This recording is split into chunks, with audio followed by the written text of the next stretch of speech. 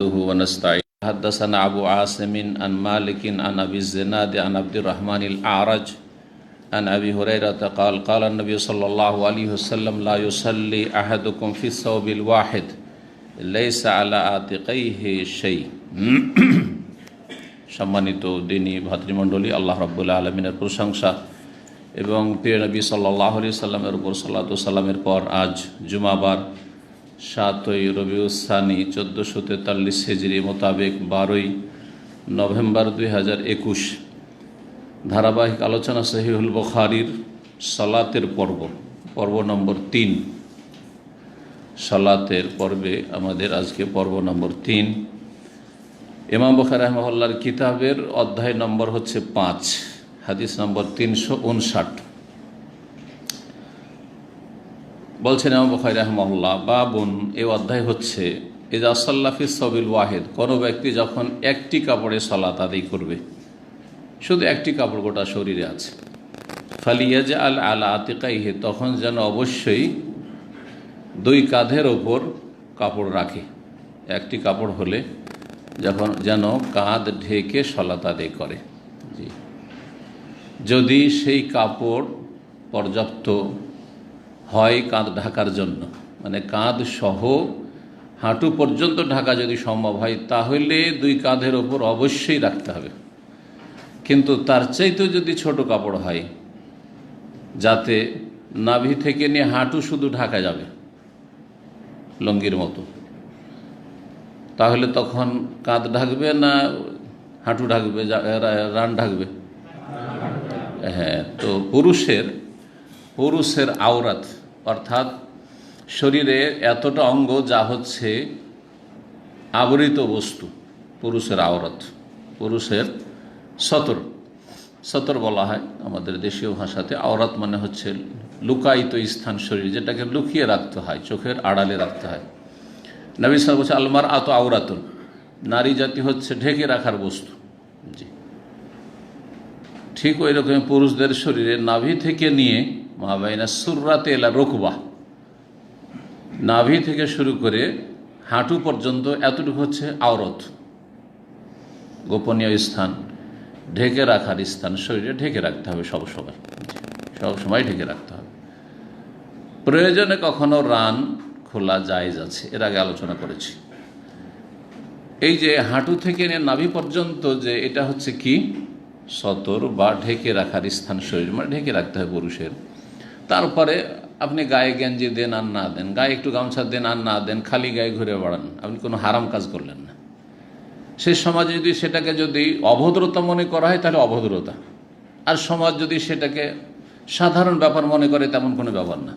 মশলাগুলো জেনে নিতে হবে, কারণ আমার অনেকে কিন্তু খালি গায়ে বাইরে ঘুরছে, অনেকে, অথবা ধরেন রুমে থাকছেন, পাকশাক করছেন, আমার অনেকে খালি গায়ে। তো বিষয়টা স্পষ্ট থাকা উচিত। একটা হচ্ছে সতর, যেটা ঢাকতেই হবে পুরুষের, সেটা কতটা বললাম? নাভি থেকে নিয়ে, মানে নাভি সহ, কিন্তু মানে নাভির নিচে না, নাভিটা ওর মধ্যে সামিল। নাভি থেকে হাঁটু সহ, হাঁটু পর্যন্ত, হাঁটুর ওপর নয়, এতটা হচ্ছে আওরাত। আর বাকি কাঁধ আর যে গা রয়েছে, সেটা ঢেকে রাখা যদি কোনো সমাজে খাওয়ারেমে মরু আর অন্তর্ভুক্ত মনে করা হয়। একটি ভাষা হচ্ছে খাওয়ারেমে মরুয়া, মানে এমন এক কাজ যেটা ভদ্রতার পরিপন্থী, এটা কিন্তু সব দেশে একরকম নয়, এক এক দেশে এক এক রকম। যেমন খালি মাথায় ঘোরাফেরা করা, ভারত, বাংলাদেশ, পাকিস্তানে দিনদার ধার্মিক লোকদের, দাড়িওয়ালাদের কি ভদ্রতা না অভদ্রতা? অভদ্রতা। কিন্তু ভারতের দক্ষিণ অঞ্চলে, দক্ষিণ ভারত, কেরালা, মাদ্রাজ, তারপরে আপনার শ্রীলঙ্কা, মালদ্বীপ, ইন্দোনেশিয়া, মালয়েশিয়া, এসব দেশে বড় বড় খতিবরা, বক্তারা খালি মাথায় প্যান্ট শার্ট পরে আছে না নাই? তাহলে সেসব দেশে এটা ভদ্রতার খেলাফ নয়। তো তাহলে এই শরীর ঢাকার বিষয়টি সালাতের বাইরে, কিন্তু সালাতে বলছে না, কিন্তু এমনি সময় সালাতে তো কাঁধ ঢাকতে হবে। সালাতের বাইরে এমনি চলাফেরার ক্ষেত্রে মাসলা জেনে নেন। যদি আপনার সমাজে এটাকে অভদ্রতা বলে গণ্য করা হয়, তাহলে অভদ্রতা, আপনি অভদ্রতার কাজ করছেন। একজন শরীফ ভদ্র মানুষ এরকমটা করবে না খালি গায়ে, তাহলে বাইরে লোকজনের সামনে বের হবে না। জি। আর যদি সমাজে এটা কোনো ব্যাপারই না, তাহলে অভদ্রতা নাই, কোনো রকমের আইব বা খারাপ দৃষ্টিতে দেখা হয় না, তাহলে অসুবিধা না, আপনি খালি গায়ে ঘোরেন, কোনো অসুবিধা নেই। বাকি থাকলো নাভি থেকে নেহাটু পর্যন্ত, এই যে এটার নাম কি, আওরত, সতর, ঢাকতে হবে, সাতার আস্তন মানে ঢাকা। এটা দুই ভাগে বিভক্ত, এটা আবার দুই ভাগে বিভক্ত, একটা হচ্ছে আওরাতে খফিফা আর একটা হচ্ছে আওরাতে গলিজা। একটা হচ্ছে হালকা ঢেকে রাখার বস্তু, আর একটা হচ্ছে কঠোরভাবে ঢেকে রাখার বস্তু। কিছুটা অংশ আছে অবশ্যই ঢেকে রাখতে হবে, আর সেটা প্রকাশ পাওয়া বা প্রকাশ করা হচ্ছে হারাম, হারাম, অশ্লীলতা, ফাহেসা এবং গুনাহের কাজ, বড় গুনাহ। আর বাকি কিছুটা অংশ আছে যেটা ঢেকে রাখা উত্তম, আর যদি মাঝে মাঝে প্রয়োজনে খুলে তো অনুত্তম। অনুত্তম কাজ কখনো কখনো সেটা আর অনুত্তম থাকে না, যখন এটা বাস্তবে মানুষকে জায়েজ বলে দেখাইতে হবে, না হলে মানুষ এটাকে ঘৃণা করবে। কখনো কখনো প্রয়োজন, এই জন্য নবী করিম সাল্লাল্লাহু আলাইহি সাল্লাম তাই করেছেন। কখনো কখনো নবী সাল্লাল্লাহু আলাইহি ওয়াসাল্লাম যদি এই কাজটা না করতেন, রান কখনো কখনো না খুলতেন, তাহলে লোকেরা কি মনে করতো, হারাম। কারণ নবী সাল্লাল্লাহু কখনো রান খোলেননি, কিন্তু যখন মাঝে মধ্যে খুলেছেন তাহলে বোঝা গেল যে এটা হারাম নয়, নাজায়েজ নয়, আর ঢেকে রাখা ওয়াজিব নয়, ঢেকে রাখা ভালো। আর যদি প্রয়োজনে কখনো খুলে তাহলে সেটা অনুত্তম, জায়েজ, বেয়ানে জাওয়াজ করেছেন। তো এই যে দুটো ভাগ, হাঁটু থেকে নিয়ে নাভি পর্যন্ত কতটা, এটাও কিন্তু এর আগে সংক্ষেপে আলোচনা করেছি। কারো এই সম্পর্কে ধারণা আছে? কতটা ঢেকে রাখা একবারে জরুরি ওয়াজিব, আর কতটা ঢেকে রাখা ভালো। আর যদি খুলে দেন তো হারাম নাই। হ্যাঁ হ্যাঁ হ্যাঁ হ্যাঁ, সৌ আতান। জি, আদম আলাইহিস সালাম আর হাওয়ার ঘটনায় যখন কাপড় খুলে বিবস্ত্র হয়ে গেলেন জান্নাত থেকে বের হওয়ার পরে, কাপড়, জান্নাতের কাপড় আল্লাহ কেড়ে নিলেন, তখন সেখানে রয়েছে, হ্যাঁ আয়াত পড়ো, সৌ আতাহুমা, আকমেরিল আয়া, ফাবাদাত লাহুমা সৌ আতাহুমা, উভয়ের, স্বামী স্ত্রী দুইজনের সাউ, যেটা দেখতে সাইয়াতুন, ঠিক খারাপ লাগে, সেটা প্রকাশ হয়ে গেল, উন্মুক্ত হয়ে গেল, লজ্জা স্থান একেবারে পুরোপুরি।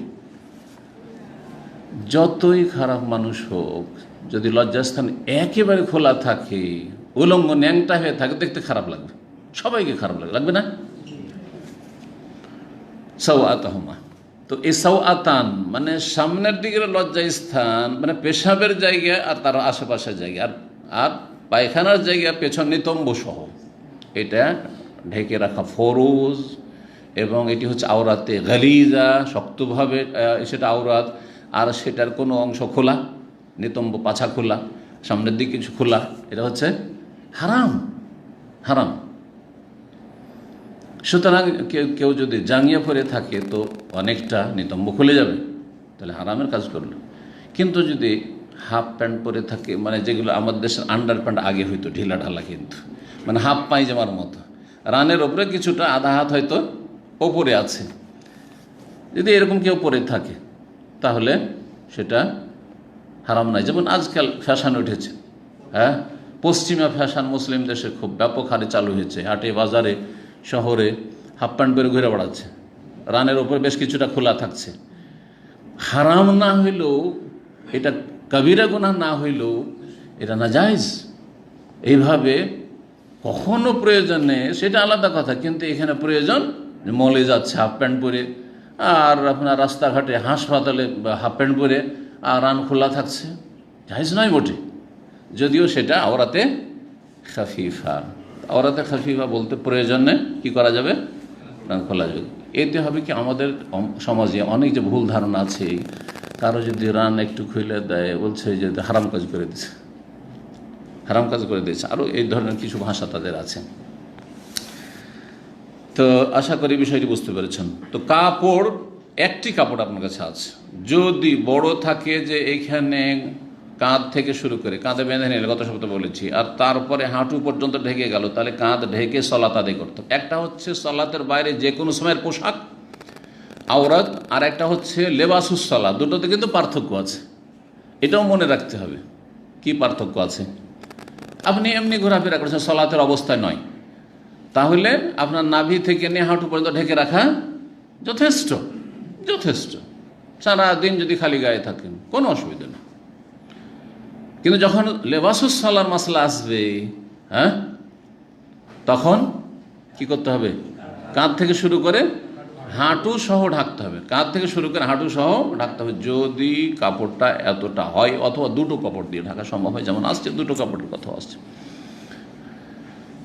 গরিব মানুষদের বরং সেই জামানায়, নবী সাল্লাল্লাহু আলাইহি ওয়াসাল্লামের জামানায়, সাহাবায়ে জামানায় অধিকাংশ মানুষের দুটো কাপড় ছিল না, একটি কাপড়ে তারা সালাত আদায় করতো। তো একটি কাপড় হলে কাঁধ থেকে শুরু করে হাঁটু সহ। এত ছোট কাপড়, একটা কাপড় যে কাঁধের উপর দিলে নিচের দিকে রান খুলে যাবে, তাহলে কি করবে? তখন কাপড় কাঁধ থেকে নামিয়ে দেন, যতদূর নামানো যায়, বুকের উপর বাঁধলেন, পেটের উপর বাঁধলেন, আর তারপর নাভি সহ হাঁটু পর্যন্ত ঢাকলেন, আর ওই অবস্থায় সালাত আদায় করবে। সালাত বাদ দেওয়া যাবে না, এই অবস্থায় সালাত আদায় করতে হবে। ঠিক আছে?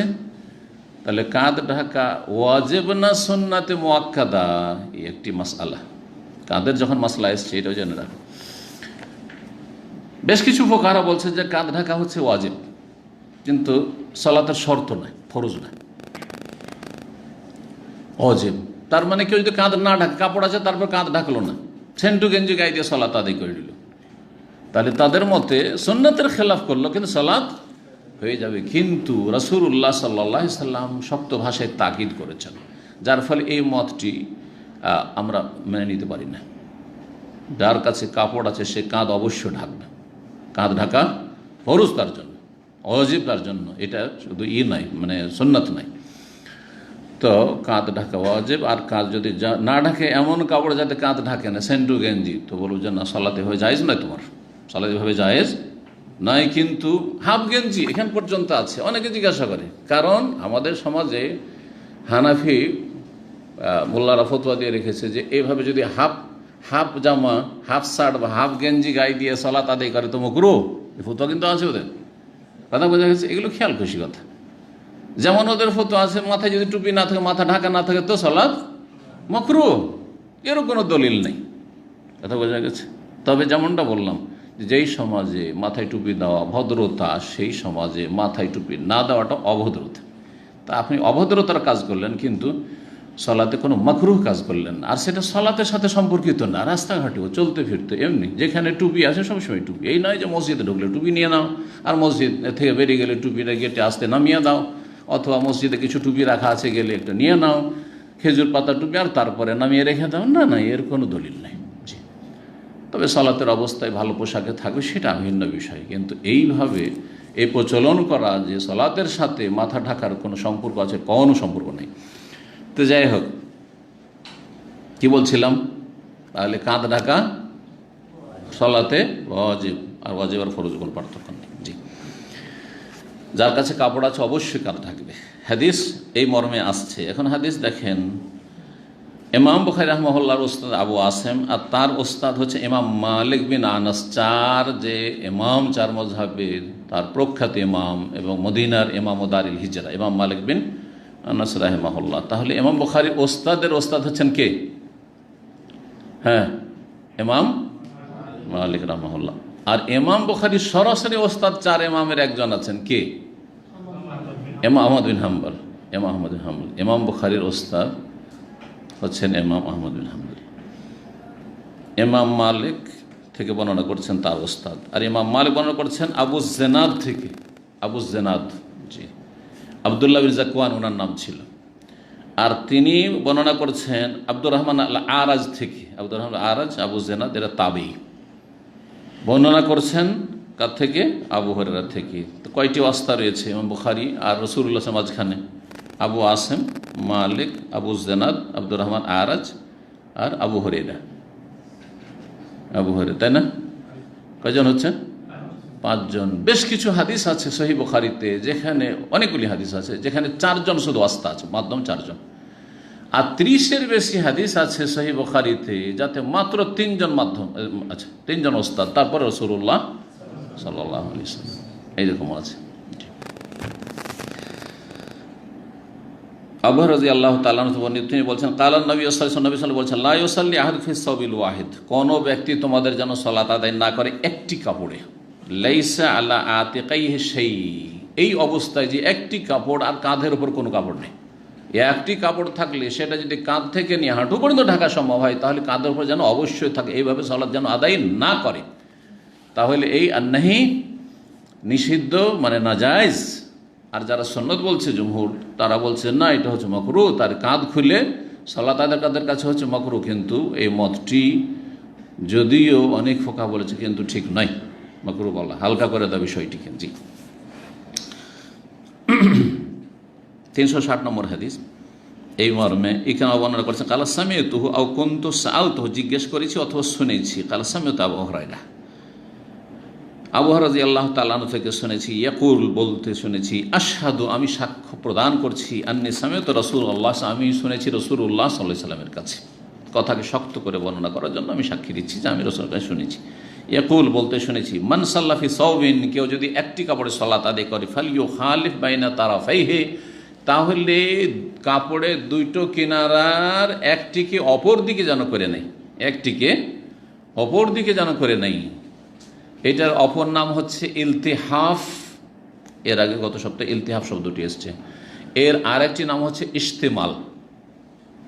কাপড়টাকে জড়িয়ে নেওয়া, ইলতিহাফ মানে জড়িয়ে নেওয়া, ইস্তেমাল মানে হচ্ছে জড়িয়ে নেওয়া। আর মুখালফা, সওবের মুখালফা মানে একদিকেরটা আর এক দিকে করে নেওয়া। এটা একটা কাপড়, এইটাই শুধু কাপড় আছে গোটা গায়ে, আর বড় লম্বা চওড়া চাদর আছে বা কাপড় আছে, তাহলে কি করবে? এইভাবে করে নেবে। যদি এভাবে করে নেয় তাহলে কি হলো? কাঁধও ঢাকলো আর কাঁধ থেকে শুরু করে হাঁটু পর্যন্ত ঢেকে গেল, ব্যাস এতে সালাত আদায় করল। 6 নম্বর অধ্যায় বলছেন বাবুন, এই অধ্যায় হচ্ছে ইজা কানা সাওবু দাইয়িকান, যদি কাপড় সংকীর্ণ থাকে। মাসলা বয়ান করেছি, কাপড় যদি বড় থাকে তাহলে নয় কাঁধ সহ ঢাকবেন, কিন্তু কাপড় এমন ছোট যে কাঁধ ঢাকলে রান ঢাকে না, আর রান ঢাকলে কাঁধ ঢাকে না, তখন কি করবেন? তাই আসছে। বলছেন সাইদ বিন আল হারিস ক্বালা সাআলনা জাবের ইবনে আব্দুল্লাহ আনিস সালাতি ফি সাওবিল ওয়াহিদ, আমরা জিজ্ঞেস করলাম জাবের বিন আব্দুল্লাহ প্রখ্যাত সাহাবী রাদিয়াল্লাহু তাআলা আনহুমা, ছেলে এবং বাবা দুইজনেই কিন্তু সাহাবী। জাবেরের পিতা জাবের যুবক ছেলে ছিলেন, আর তার পিতা ওহদের ময়দানে শহীদ হয়েছেন 70 জনের একজন, এবং প্রথম দিকে যে শহীদ হয়েছিলেন তার সবগুলি মেয়ে ছিল, প্রায় 9 জন মেয়ে ছিল আর একটাই ছেলে জাবের। রাত্রে অনেক সময় নেক মানুষরা, আল্লাহর নেক বান্দারা কোনো কথা বলেন, সেটা ঘটে যায়, যা ঘটতে যাচ্ছে গায়েব জানেন এটা নয়, কিন্তু যে কথাটি বলেন আল্লাহ তাদের মুখ দিয়ে বলিয়ে নেই হক কথা বা সত্য কথা, বাস্তব কথা। রাত্রে ছেলেকে ডেকে ওসিয়ত করছেন যে বাবা দেখো, আমি সকালে ফজর পড়েই আমি জেহাদের ময়দানে যাব, ওহদে যাব, নবী সাল্লাল্লাহু আলাইহি ওয়াসাল্লামের হুকুম হয়েছে, আর তুমি অল্প বয়সে আছো, তোমার 9 জন বোন আছে, হ্যাঁ, তাদের বিবাহ শাদী হয়নি, তো তাদের খেয়াল রাখিও, তুমি তাদের দেখাশোনা করিও, কারণ আমার মনে হচ্ছে যে আমি আর এ ওহদের ময়দান থেকে ফিরে আসবো না, ওহদের ময়দান থেকে আমি ফিরে আসবো না। সুবহানাল্লাহ, সেই হাদিসে রয়েছে ফাকানা আউয়াল মাকতুল, প্রথম নিহত, প্রথম শহীদ হচ্ছেন তিনি ওহদের ময়দানে কাফেরদের হাতে রাদিয়াল্লাহু তাআলা আনহু। অনেকগুলি ঘটনা রয়েছে। তো রাসূলুল্লাহ সাল্লাল্লাহু আলাইহি ওয়াসাল্লাম বিশেষভাবে লক্ষ্য রাখতেন জাবেরের কাছে একবার উঁট বিক্রি করলেন, না উঁট কিনলেন, জি। তো জাবের রাদিয়াল্লাহু তাআলা উঁটটার দরকার আছে, উঁটটা বিক্রি করতে চান না। নবী সাল্লাল্লাহু আলাইহি সাল্লাম চাইছেন এই বাহানা তোকে কিছু দেব না, তুমি বিক্রি করে দাও। বারবার বলাতে যাবে, নবী সাল্লাল্লাহু আলাইহি সাল্লাম বলছেন উঁটের হয়তো ওনার প্রয়োজন আছে, বিক্রি করেন, ঠিক আছে। নবী সাল্লাল্লাহু আলাইহি সাল্লাম উঁট কিনলেন, উঁটের পয়সাটাও দিলেন, তারপরে উঁটটাও তাকে ফিরিয়ে দিয়ে দিলেন। আল্লাহু আকবার। কি জন্য দিলেন? যাও, তোমার বোন আছে, 9টা বোন আছে, তাদের দেখাশোনা করবে, তোমার প্রয়োজন আছে, জানিয়ে যাও। কাউকে যদি দান করেন তো দান করার কিছু তরিকা আছে যাতে সে ভিক্ষুক না সেজে যায়, মানে বদ অভ্যাস না হয়ে যায়। বদ অভ্যাস, দান করেন কিন্তু একটু খাটিয়ে দান করেন, কথা বোঝা গেছে? দান করলেন, কিন্তু ব্যবসার মাধ্যমে দান করেন নবী সাল্লাল্লাহু আলাইহি সাল্লাম। এর চাইতে আর একটা স্পষ্ট ঘটনা বলি। আমার সঙ্গী সৌদি আরে বাড়ি ছিল, মোদি ইউনিভার্সিটিতে পড়েছে, ওদের বাড়িও গেছি আরে যখন দাওয়াত সেন্টারে বক্তব্য করার জন্য গেলাম 1994, অনেক আগে, কিন্তু আমার প্রথম মদিনা থেকে পাশ করার পরে 93 পাশ করার পরে 94 আরে বক্তব্য গেছিলাম। আল জৌফে দুটো জায়গায় প্রথম নিয়ে গেছিল আল কাসিম থেকে আমাকে।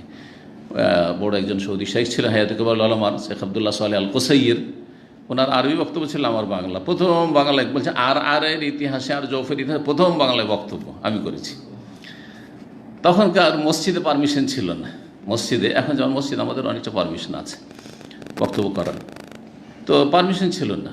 আমি গেছি, তারপর আমি অপরিচিত সেখানে, জোহরের নামাজ আমাকে লাগিয়ে দিয়েছে। কারণ দাওয়াত সেন্টার মসজিদটা নতুন নতুন তখন দাওয়াত সেন্টারগুলো খুলেছে, মসজিদের এত দাওয়াতি কাজ পছন্দ করে, এত পছন্দ করে, ও জোহরে একবার লাগে, আসরের লাগে, আমাকে যেখানে 5 জায়গায় 5 মসজিদে যেখানে যায় আমাকে একটু বলেন, 10 মিনিট বলেন ক্যালেমা, মানে শর্ট আলোচনা ক্যালেমা বলেন।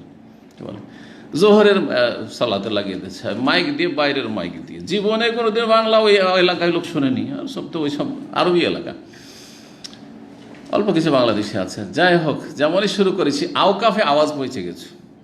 আওকাফে যে মসজিদের কর্তৃপক্ষ, তাদের আওয়াজ পৌঁছে, আরে মসজিদ থেকে কোন ভাষাতে কোন আলোচনা আসছে। আওকাফের লোক তাড়াতাড়ি চলে এসছে। আসার পরে আমার মাইকের দিকে ও টার্গেট করে আসছে বন্ধ করে দেওয়ার জন্য। আমি তো বলে যাচ্ছি, তখন মোদিরটা ফট করে বসেছিল। মোদি কিন্তু জাজাহুল্লাহ খায় বসে থেকে যতগুলি এত আলোচনা গেছে বসে থেকেছে। তো বসে আসে, ফট করে ও দাঁড়িয়ে গেল। তারপর বললো যে আমি মদিরুল জালিয়াত, আর আমি বলেছি ওনাকে, উনি এসছেন আল কাসিম থেকে। যাই হোক, এটা হচ্ছে আপনার আল জৌফ আর এই আরের ইতিহাস। আরে যে প্রোগ্রামটা হয়েছিল, এসব পরে বিশাল প্রোগ্রাম। আমার জীবনের প্রথম 500 লোক, তখন বাংলাদেশি 500 আরের মতো জায়গাতে, আর একটা মসজিদে খাবার দাবার ব্যবস্থা আছে, আর এত লোক জমা করা। যেই লোকটি জমা করেছিলেন মাহমুদ ভাই একজন ছিলেন, জাযাকাল্লাহ খায়ের। তো খুব ভালো মানুষ, খুবই পরিশ্রমী লোক। ওনার এখানে দামামে আসার পরে 2-একবার টেলিফোন করেছে খোঁজখবর, তারপরে হঠাৎ করে 10 বছর খোঁজখবর নেই, কোথায় গেছে লোকটি। তারপরে কয়েকবার আমি আর গেছি বক্তব্য করতে, কিন্তু খোঁজ পাই না। তো জিজ্ঞেস করলাম এক ভাইকে যে মাহমুদকে চিনে, তো মাহমুদ ভাই কোথায়, ও যে অনেক আগে আরে ছিল। বলছে উনি তো আমেরিকা চলে গেছে। আমেরিকা কীভাবে গেল? বলছে মেয়ের বিয়ে দিয়েছে আমেরিকা, তারপরে ও মেয়ে জামাইয়ের সাথে আমেরিকা চলে গেছে। কথা বুঝতে পেরেছেন? সুবহানাল্লাহ। তো এগুলো দাওয়াতি ইতিহাস। কি বলছিলাম? হ্যাঁ, কি বলতে গিয়ে বললাম, ওই যে সৌদি ক্লাসমেট। তো আরে বক্তব্য করতে গিয়ে আমার জন্য হোটেল দেখেছে ওই মোদির। তো বলছেন না হোটেলে থাকতে, মানে আমার ক্লাসমেট সেদিন মোদি ইউনিভার্সিটির, ও কিন্তু প্রফেসর হয়ে গেছে মোদি ইউনিভার্সিটিতে, যেহেতু সৌদি একই ক্লাসে পড়েছে, ও প্রফেসর হয়ে গেছে। আমরা বিদেশি পাশ করে চলে গেছি দাওয়াত সেন্টার, যার যেখানে রুজি। তো জানতে পেরেছে যে আমি ওখানে, ছুটে চলে এসেছে। তারপর আমাকে নিয়ে গেল। মোদিরকে বলছেন না, খালি বক্তব্যের সময় আসবে শেখ মতিউর রহমান, ও আমার ভাই, আমার বাড়িতে থাকবে। ওর বাড়ি গিয়ে দেখি যে ওই একদম বধূর যেমন বকরি পুষছে, বকরির পাল আছে, ছাগলের পাল আছে, বাড়িতে বকরির গন্ধ বাইরে এতে হাউস সেটা। আর তারপরে 10-15 রকম ফল ফ্রুট কিনেছে। তারপর সত্যি আমাকে নিয়ে গিয়ে ওই যে হোলসেল যেগুলো মার্কেট, এই কার্টনকে কার্টন 10-15 রকম ফল। আমি তুমি এত তাকাল্লুফ কেন করছো এই লৌকিকতা, এইটা কেন? তা আমাকে হাসতে হাসতে বলছে বেশি করে এই জন্য খরিদ করছি যাতে আপনি বারবার আসেন, যাতে বারবার আসেন। জাযাকাল্লাহ খায়ের। এখন মোদি ইউনিভার্সিটির ও 3য় পোস্টে আছে, মানে ভাইস চ্যান্সেলর। আর তারপরে ওকিলুল জামিয়া, যেটাকে রেক্টর বলে ইংলিশে, আর ওকিলুল জামিয়ার 2টো পোস্ট আছে। একটা ওকিলুল জামিয়া তালিমের, শিক্ষা ডিপার্টমেন্টের, উনি ওই দায়িত্বে আছেন, শেখ রাবাহ আনাজি। তো কি বলছিলাম ওর কথা? হ্যাঁ, আসল বিষয় বলিনি। ও একদিন ওর পরীক্ষার সময়, যেহেতু আমরা গ্রামের ওদের চাইতে ভালো ছিলাম, তো আমাকে ওর বাড়ি নিয়ে চলে যেত। মদিনাতে যে বাসা ছিল, ভাড়া বাসা থাকতো তখন, এখন বাড়ি করেছে। তো বাসাতে নিয়ে গিয়ে পড়াশোনা করতো বিয়ে শাদির পরে। আর আমার রুমমেট ছিল, 2 বছর একসাথে থেকেছে। যখন ব্যাচের অবিবাহিত ছিল, বিবাহের পরে যখন পরিবার নিয়ে থাকতো, তো পরীক্ষার সময় আমাকে নিয়ে চলে যেত। তো কারণ নাহুস সারফে আমার কাছে অনেক হেল্প পেত, আর খুব ভারী কিতাব শারহ ইবনে আকিল পড়া হইতো, আউজাহুল মাসালিক, জিয়াউস সালিক। তো একদিন দেখছি একটা বাংলাদেশি ক্লিনারকে নিচে থেকে কি করছে, আপনার হালকা তার হাতে ব্যাগগুলো আছে, আমি আর ও নিয়ে নিতে পারবো, বাজার করে আমি আছি তার সাথে, শপিং করে নিয়ে আসছে বা কালাটাল থেকে নিয়ে নিতে পারবো। কিন্তু ওই বাংলাদেশি ক্লিনারটাকে ধরিয়ে দিল। তাই আমি বললাম দরকারটা কি, আমি নেব তুমি নেব বলে সিঁড়িতে উঠে চলে যাবো, 2 তলা মানে 3 তলা মনে হয়, দরকার কি এই করার প্রয়োজন নেই। আমি বলছি নিষ্প্রয়োজন। বলছেন না। তারপরে ওকে গেটে আসার পরে তখনকার যুগে 5 রিয়াল ধরিয়ে দিল। তো এটা কখনকার কথা বলছি, 90-91 ওই সাদ্দামের এখন ওই বছরগুলিতে। তো 5 রিয়াল ধরিয়ে দিল। তারপর আমাকে বলছে যে আমি কেন ওর হাতে দিলাম, আমরা হাতে করে নিয়ে আসলাম না, কারণ আমি চাই না যে, আমি আসলে দান করতে চাই ওকে, কিন্তু ফ্রিতে যদি 5 রিয়াল দান করি তো অভ্যাসটা খারাপ হয়ে যাবে। তখন হবে যে কোনো একটা সৌদি দেহ মনে করবে যে আমাকে দিবে 5 রিয়াল 10 রিয়াল দিবে, 5 রিয়াল 10 রিয়াল দিবে, যে অভ্যাসটা খারাপ হয়ে যাবে। কিন্তু আমি ওর হাতে একটা ব্যাগটা ধরিয়ে দিলাম যেন পারিশ্রমিক দিলাম, কিন্তু আসলে পারিশ্রমিক উদ্দেশ্য না আমার। কথা বোঝা গেছে? যাতে অভ্যাসটা খারাপ না। সুবহানাল্লাহ, এটা তখনকার কথা বলছি তার। তো যাই হোক, রাসূলুল্লাহ সাল্লাল্লাহু আলাইহি ওয়াসাল্লাম জাবেরের সাথে এই ভালো আচরণগুলি অনেক সময় করেছেন। জি, তো কি বলছিলাম, জাবের বিন আব্দুল্লাহকে জিজ্ঞেস করলাম আনি সলাতে ফি সাবির, একটি কাপড়ে সালাত আদায় করা সম্পর্কে, তার হুকুম সম্পর্কে, জায়েজ না না জায়েজ। ফাকালা, বললেন তিনি, খারাজতু মান নবী সাল্লাল্লাহু আলাইহি ওয়াসাল্লাম, আমি নবীর সাথে বেরিয়েছিলাম ফি বাজে আসফারি, কোনো এক সফরে, ফাজিতু লাইলাতান বিবাজে আমরি, কোনো এক রাতে আমার বিশেষ কাজে তার কাছে আসলাম। নবী সাল্লাল্লাহু আলাইহি ওয়াসাল্লামের কাছে রাতে আসলেন। ফাওয়াজাদতু ইউসাল্লি, সেই সময় তাকে সালাত অবস্থায় পেলাম। ওয়া আলাইয়া সাওবুন ওয়াহিদ, তখন আমার শরীরে একটি কাপড় ছিল, একটি কাপড় পরিধান করেছিলাম। ফাস্তামালতু বিহি, সেই কাপড়টিকে তখন শরীরে জড়িয়ে নিলাম। ইস্তেমাল, এই যে শব্দটি আসলো। ওয়াসাল্লাইতু ইলা জানিবি, তারপর রাসূলুল্লাহ সাল্লাল্লাহু আলাইহি ওয়াসাল্লাম পাশে দাঁড়িয়ে ইক্তেদা করে সালাত আদায় করলাম। নবীকে নামাজ পড়তে দেখছি রাত্রে, তাহাজ্জুদের, তার সাথে লেগে গেলাম। ফালামান সারাফা, যখন সালাম ফিরলেন, কালা বললেন মাসসুরাইয়া জাবের, জাবের এই রাতে আমার কাছে আসার রহস্য কি? সোরা মানে হচ্ছে নৈশ ভ্রমণ, রাত্রে ভ্রমণ করা বা রাত্রে কোথাও আগমন করা। এখান থেকে সূরাতুল ইসরা, সূরাতুল ইসরা বনি ইসরাইলের নাম। সুবহানাল্লাযী আসরা বিআবদিহি, সূরাতুল ইসরা কেন বলা হয়? কারণ এতে প্রথম আয়াতে নৈশ ভ্রমণ, নবী সাল্লাল্লাহু আলাইহি ওয়াসাল্লামের রাতের ভ্রমণের কথা আলোচনা করা হয়েছে। জমিনি সফর মক্কা থেকে বাইতুল মুকাদ্দাস পর্যন্ত, এটার নাম কি? ইসরা। আর বাইতুল মুকাদ্দাস থেকে আকাশপথে যে সফর 7 আসমানের উপরে, এটির নাম হচ্ছে মেরাজ, এটির নাম হচ্ছে মেরাজ। কিন্তু আমাদের দেশের মানুষরা ইসরা বুঝে না, মেরাজ বুঝে, পুরোটাকে মেরাজ বলে। মেরাজ মানে ওপরে সফর, সিঁড়িতে চড়া, ওপরে চড়া। আর ইসরা বা সোরা মানে হচ্ছে রাত্রে কোথাও যাওয়া, নৈশ ভ্রমণ। তো এই শব্দটি এখানে এসছে, মাসসুরাইয়া যাবে, যাবে এই রাত্রে আগমনের কারণটা কি? রাত্রে সাধারণত কেউ কারোর কাছে আসে না, তুমি এত গভীর রাতে কেন আমার কাছে এসছো?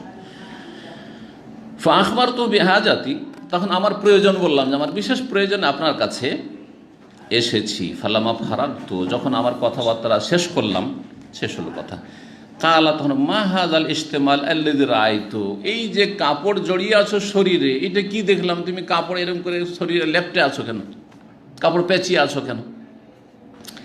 কুলতু, তখন আমি বললাম, কানা সাওবুন, একটি কাপড় ছিল সেই জন্য, এই একটি কাপড় ছিল সেই জন্য কি করেছি? শরীরে কাপড়টা জড়িয়ে নিয়েছি বা পেঁচিয়ে নিয়েছি। কালা, তখন নবী সাল্লাল্লাহু আলাইহি ওয়াসাল্লাম মাসআলা বললেন, ফাইন কানা ওয়াসিয়ান, কাপড় যদি প্রশস্ত হয়, কুশাদা, বড় সড়ো কাপড় আছে, ফাল তাহেব বিহি, তাহলে সেটাকে ইলতিহাফ করে না, মানে জড়িয়ে নাও, শরীরে, শরীরে জড়িয়ে না, যেমনটা দেখালাম। ওয়াইন কানা দাইয়িকান, আর যদি কাপড় ছোট হয়, তো ছোট কাপড়কে যদি গোটা গায়ে জড়ান, তাহলে ওইদিকে রান ডাকবে না। আবার সেজদায় যাওয়ার সময়, ঝুঁকার সময় লজ্জাস্থান খুলে যেতে পারে, লজ্জাস্থান খুলে যেতে পারে। তো বলছেন যে ওয়াইন কান দাইয়িকান, কাপড় যদি সংকীর্ণ হয়, কাঁধ ঢাকলে ওইদিকে নিচের দিকে ঢাকে না, যেটা জরুরি রান ঢাকা সালাতের অবস্থায়, ফাত্তাজের বেহি, তাহলে সেটাকে লুঙ্গি বানিয়ে লাও। এজার মানে লুঙ্গি, ফাত্তাজের মানে এজার, লুঙ্গি বানিয়ে লাও। জি, তাহলে মাসলা স্পষ্ট হইল কিনা? একটু আগে কি বললাম, কাপড় যদি বড় থাকে তো কাঁধ সহ রান ঢাকবেন, আর কাপড় যদি ছোট থাকে তাহলে নিচে আপনি নাভির ওপরে যে কোনো জায়গায় বেঁধে আপনার হাঁটু পর্যন্ত ঢাকেন, গা খোলা থাক। গায়ের জন্য কোনো কাপড় পেলেন পেলেন, আর না পেলেন কোনো অসুবিধা নেই। একটি মাসলা এখানে আরও বলে নিই, তাহলে সবগুলি ক্লিয়ার হয়ে যাবে। মানে লেবাসুস সলা, সলাতের পোশাক সম্পর্কে। ধরেন কোনো কাপড়ই নেই আপনার কাছে, মানে হাঁটু থেকে নিয়ে যে নাভি ঢাকবেন এইটাও নেই, হয় হাফ প্যান্ট আছে যাতে শুধু সাউ আতান ঢাকছে, মানে পাছা নিতম্ব ঢাকছে আর সামনের দিকটা ঢাকছে, যেটা ওরাতে গালিজ, আর রান ঢাকে না। তাহলে সালাত পড়বেন না, বলবেন যে কাপড় নেই। বেনামাজিরা বলে কাপড় খারাপ, আর আপনি বলবেন যে কাপড় নেই, আমার কাছে শুধু জাঙ্গিয়া আছে একটা, নাকি? ওই অবস্থায় যেটা আছে সেটা দিয়ে ওই জাঙ্গিয়া পরেই, আন্ডারওয়্যার পরেই সলাত আদায় করতে হবে। ওটাও নেই, ওটাও নেই আপনার কাছে। অনেক সময় ট্রেনে কি হয় জানেন? এগুলো ঘটনা আপনারা কিন্তু জানেন। ট্রেনে কারো সাথে কত খাতির জমিয়ে, অপরিচিত লোকের সাথে খাতির জমিয়ে, ভারত বাংলাদেশে খাতির জমিয়ে কিছু খাওয়াচ্ছে, পান করাচ্ছে, খাবেন না যত মিষ্টি কথা বলুক। বহু ঘটনা ঘটেছে। সম্ভবত ওই লোকটি আমাকে সরাসরি বলেছে যার এরকম ঘটনা ঘটেছে। রাজশাহী অথবা এই পাবনা এই দিক থেকেও যাচ্ছিল খুলনা ট্রেনে, একটা লোক এসে এমন তার সাথে খাতির পাতাইলো, আর তারপরে গল্প করতে করতে এমন মানে তার সাথে মধুর গল্প হইলো যে ওর গল্পতে পাগল। তারপরে ও চা খাওয়াই, কফি খাওয়াই, করতে করতে একটু কোনো একটা কিছু খাইয়ে দিয়েছে। আর তারপরে সে কি হয়েছে, এমন ঘুম এসছে, বেহুশ তো বেহুশ। 3 দিন ওর হুঁশ ফেরেনি, 3 দিন হুঁশ ফেরেনি। বলছে যে আমার তো ব্যাগ ট্যাগ যা ছিল সব নিয়ে গেছে, পকেটে টাকা পয়সা, আমার পাঞ্জাবি অথবা শার্ট ছিল সেটাও খুলেছে, ফুল প্যান্ট ছিল সেটাও খুলে, সব খুলে নিয়ে গেছে। বলছে একটা আন্ডার প্যান্ট ছিল যেটা মানে ওই জাঙ্গিয়ে শুধু ওইটাতে পড়ে আছে ট্রেনে 2-3 দিন। তারপরে তখন ওই আপনার রেল পুলিশ যারা থাকে তারা তখন ওকে উঠিয়ে নিয়ে গেছে। বুঝতে পেরেছেন? আজকে 15-20 বছর আগের ঘটনা বলছি। এরকম ঘটনা ঘটে থাকে, খুব সতর্ক, সাবধান। কি বলছিলাম? তাহলে কারো যদি কাপড় না থাকে, জাঙ্গিয়াটাও নেই, নামাজ পড়বে না? পড়বে না? পড়বে। ঘন্টা নামতে যে জুলম অত্যাচার করেছে, যাদেরকে ধরে নিয়ে গেছে, অনেকে তাদের নির্দোষী ছিল, অনেকে ধরেন তাদের ভাষায় বা শরীয়তের ভাষায় খারেজি হইতে পারে, কিন্তু অনেকে মজলুম বেচারা ছিল, নির্দোষী মানুষ ছিল, তাদেরকে নিয়ে গেছে। তারপরে জুলম, অমানবিক জুলম করেছে। তাদের ক্ষেত্রে কোনো মানবতা বলে, ইনসানিয়াত বলে তাদের ছিল না। এইসব কাফেরদের, আল্লাহর দুশমনদের ব্যবস্থা করে রেখেছে। সালাত আদায় করবে না?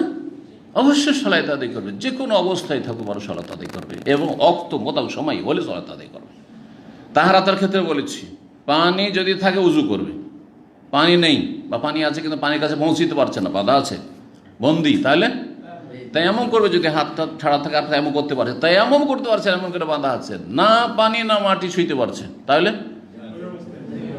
জি সাল্লা বিগাইরে ওজুনের হাদিস। ওই যে যখন তায়াম্মুমের বিধান নাজেল হয়নি আর সেই সময় ফজরের সালাতের সময় চলে যাচ্ছে, বিনা উজুতে সবাই সালাত আদায় করে, ওই রকম বিনা উজুতে বিনা তায়াম্মুম আপনি ওয়াক্তে সময় মোতাবেক সালাত আদায় করবে। এই নয় যে দেখি পানি তো পেয়ে যাবো, আজকে না পাবো কালকে পাবো, তখন কাজা করে নেবো, হারাম, এটা জায়েজ নাই। ওয়াক্তে আপনাকে সালাত আদায় করে নিতে। তাহলে সালাতের কত গুরুত্ব, কত গুরুত্ব সালাত, শুধু সালাতের না, সালাতের ওয়াক্তের কত গুরুত্ব, সময়ের কত গুরুত্ব, যে সময় মতো আপনাকে সালাত আদায় করতে হবে যে কোনো অবস্থায়।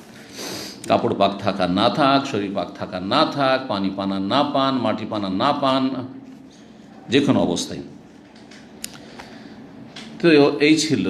যদি ওয়াইন খানা দেয়, এখানে কাপড় যদি সংকীর্ণ হয়, ফাত্তাজের বেহি, তাহলে সেটাকে লুঙ্গি বানিয়ে নাও। 362 নম্বর হাদিস, সাহেল রাদিয়াল্লাহু তাআলা আনহু থেকে বর্ণিত। তিনি বলছেন, কানা রিজালুন ইউসাল্লুনা মা'আন নবী সাল্লাল্লাহু আলাইহি ওয়াসাল্লাম, অনেক লোক ছিল যারা নবী সাল্লাল্লাহু আলাইহি ওয়াসাল্লামের সাথে সালাত আদায় করত।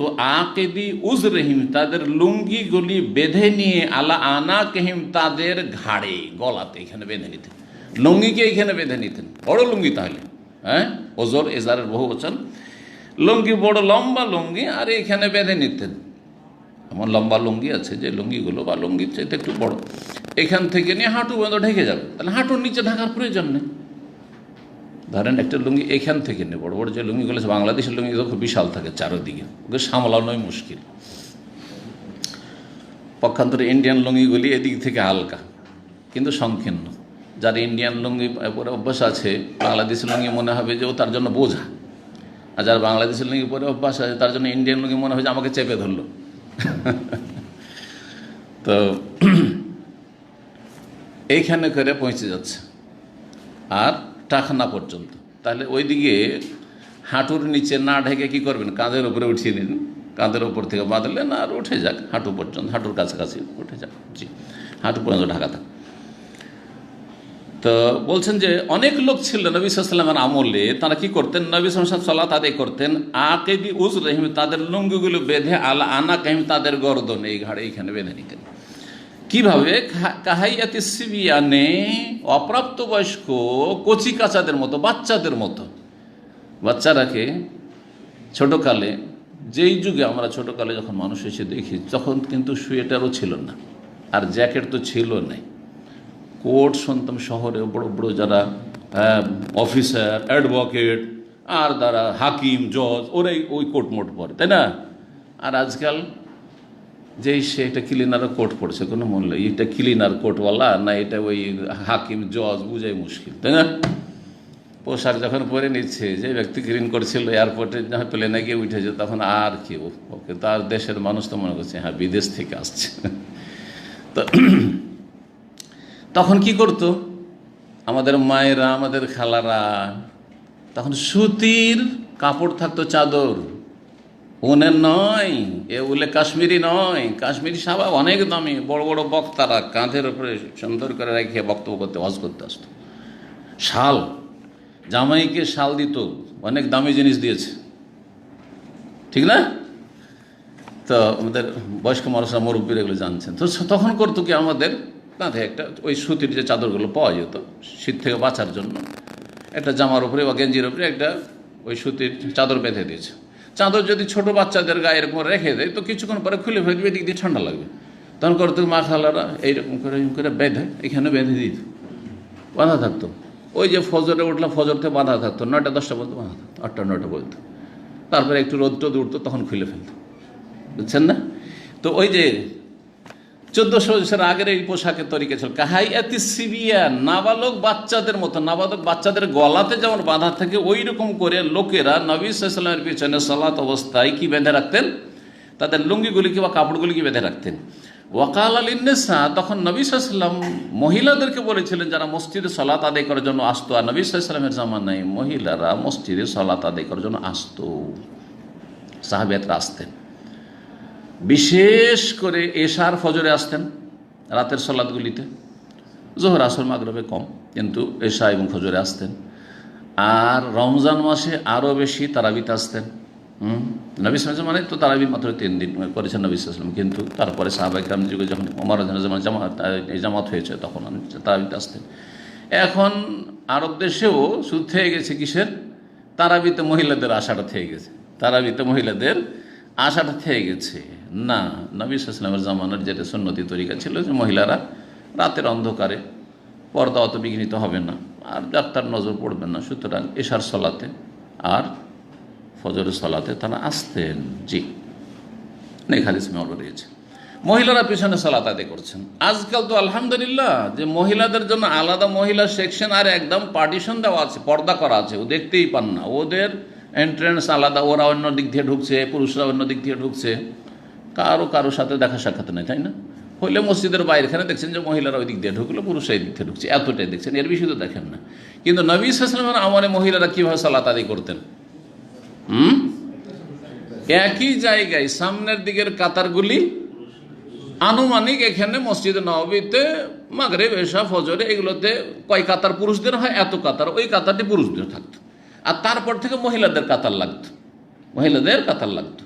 পরে যদি কেউ আসতো জামাত শুরু হওয়ার পরেও, তারপরে মহিলাদের সামনে জায়গা খালি আছে, ওখানে কাতার লাগাতো পুরুষরা, আর মহিলারা আগে থেকে পেছন দিকে তাদের কাতার থাকতো। এই জন্য নবী করিম সাল্লাল্লাহু আলাইহি ওয়াসাল্লামের একটি হাদিস রয়েছে, খায়রু সুফুফুর রিজালে আউয়ালুহা ওয়া শাররুহা আখিরুহা, পুরুষদের সবচাইতে উত্তম কাতার হচ্ছে আগের কাতারগুলি, যত আগের দিকে থাকবে তত উত্তম। ওয়া শাররুহার সবচাইতে খারাপ কাতার হচ্ছে সালাতের পেছনের গুলি। কেন? শুধু নেকি আর ফজিলত নয়, এই যে মহিলাদের পাশাপাশি হয়ে যাচ্ছেন, সেই জন্য আসল রহস্য এখানে। আর যত মহিলাদের পাশাপাশি দাঁড়াবেন তত বেশি শয়তান ওয়াসওয়াসা দিবে, তোর পিছনেই তো একটা মহিলা আছে, তোর পিছনেই তো কোনো মহিলা আছে, কে যে আছে আমার পিছনে সালাত আদায় করছে। শয়তান কিন্তু লেগে আছে, কিন্তু যতই ভালো মানুষ হন, আপনার খারাপ নিয়ে তো না হোক, কিন্তু অটোমেটিকলি শয়তান কি করেছে যে আমার থেকে 1 মিটার দূরে বা 2 মিটার দূরে মহিলা আছে, যদি পেছনের কাতারে থাকেন তাহলে, কিন্তু সামনের দিকে থাকলে আপনার পিছনে মহিলা পুরুষ আছে, তার পিছনে পুরুষ আছে, তারপরে কোনো পর্দা থাকতো না, মাঝখানে কোনো পার্টিশন, কাপড়ের পর্দা অথবা কোনো রকমের পর্দা, এরকম কোনো কিছু থাকতো না নবী সাল্লাল্লাহু আলাইহি ওয়াসাল্লামের জামানায়। তাহলে এইভাবে যদি সালাত আদায় করে আর মহিলারা চেহারা ঢেকে থাকে তো জায়েজ, আসলে জায়েজ। কিন্তু আজকাল ফিতনার যুগ, আর তারপরে আলহামদুলিল্লাহ আল্লাহ নিয়ামত দিয়েছে, পয়সা দিয়েছে, পার্টিশন করে আলাদা ব্যবস্থা করতে পারবো, সেই জন্য এইরকমটা রাখা হয় না, কিন্তু প্রয়োজনে জায়েজ আছে না নেই?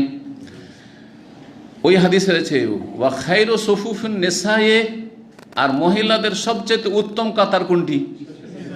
আখিরুহা, পিছের কাতার, একদম পিছনের কাতার। ওয়া শাররুহা, সবচেয়ে খারাপ কাতার, খারাপ লাইন হচ্ছে সালাতের মহিলাদের আউয়ালহা, সামনেরটা। সামনেরটা মানে কি পুরুষদের সাথে না, মহিলাদের ধরেন 3টা কাতার আছে এখানে, আর তারপরে পুরুষের কাতার শুরু হচ্ছে, কিবলার দিক থেকে বলি, এই 3টা কাতার পুরুষদের, ঠিক আছে, আর তারপরে শুরু হচ্ছে মহিলাদের 3টে কাতার। তো মহিলাদের এই প্রথম কাতার যেটা, সেটা হচ্ছে সবচেয়ে খারাপ কাতার, খারাপ লাইন। কোনটা বেশি ভালো? যত পেছনে দাঁড়াবে, কারণ পুরুষ থেকে দূরে থাকলো, সেই জন্য উত্তম। পক্ষান্তরে পুরুষদের জন্য সামনের কাতার কেন উত্তম? একটা প্রথম কাতারের ফজিলত আছে, আর তার চেয়ে গুরুত্বপূর্ণ এখানে হচ্ছে যে মহিলারও এই জামাতে শরিক আছে, মহিলাদের থেকে যত দূরে থাকলো তত বেশি ফজিলত। এ হচ্ছে রহস্য এই হাদিসের। জি, তো নবী সাল্লাল্লাহু আলাইহি ওয়াসাল্লাম মহিলাদের সম্বোধন করে বলতেন, লা তারফানা রুউসাকুন্না, তোমরা তোমাদের সেজদা থেকে মাথা উঠাবে না। যেমনই আল্লাহু আকবার শুনলে আমার তাকবীর, তেমনই মাথা উঠিয়ে নিলে এরকম কাজ করিও না। হাত্তা ইয়াস্তাইয়া রিজালু জুলুসান, যতক্ষণ পর্যন্ত পুরুষরা পুরোপুরি বসে না যাবে, পুরোপুরি বসে না যাবে। যখন উঠছে কিসেতে উঠছে? সেজদা থেকে উঠছে, সেজদা থেকে উঠছে, তখনই যদি উঠে যায় তাহলে পেছন থেকে কাপড় যেহেতু সংকীর্ণ, কি হতে পারে? লজ্জাস্থান খুলে যেতে পারে, আর মহিলাদের নজরে আসতে পারে পুরুষদের লজ্জাস্থান। সেই জন্য একটু দেরি করবে যাতে করে বসে যায়, বসে গেলে লজ্জাস্থান নজরে আসবে না বা দৃষ্টিগোচর হবে না। জি, এই হচ্ছে এই হাদিসের উদ্দেশ্য। জি, আর হাদিসের যে বিষয়টি অধ্যায়ের সাথে সম্পর্কিত, সেটা হচ্ছে কাপড় যদি সংকীর্ণ হয় তাহলে কি করতে হবে? একটি কাপড়কে সেটাকে লুঙ্গি বানিয়ে নেবে, কারণ এই দিকটা ঢাকতেই হবে। আর যদি প্রশস্ত হয় তাহলে কাঁধ থেকে নিয়ে করবে। জি, 7 নম্বর অধ্যায় বাবু সলাত ফিল জুব্বাতি শামিয়া। এই অধ্যায় হচ্ছে সলাত আদায় করা শামি জুব্বাই, সামদেশের তৈরিকৃত কাপড়ে সলাত আদায় করার বিধান কি?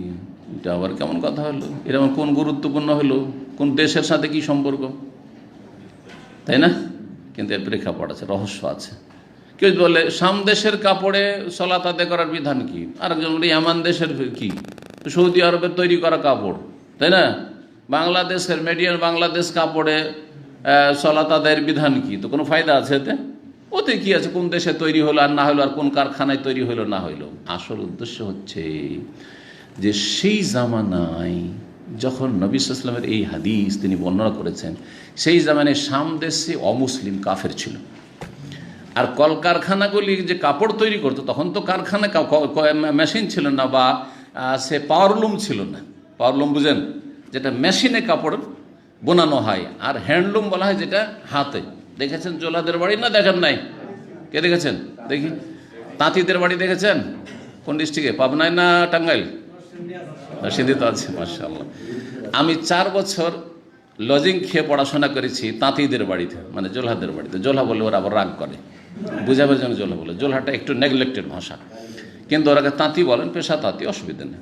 যেমন একজনকে কৃষক যদি বলেন তো কিন্তু সম্মানীয় ভাষা এটা, তাই না?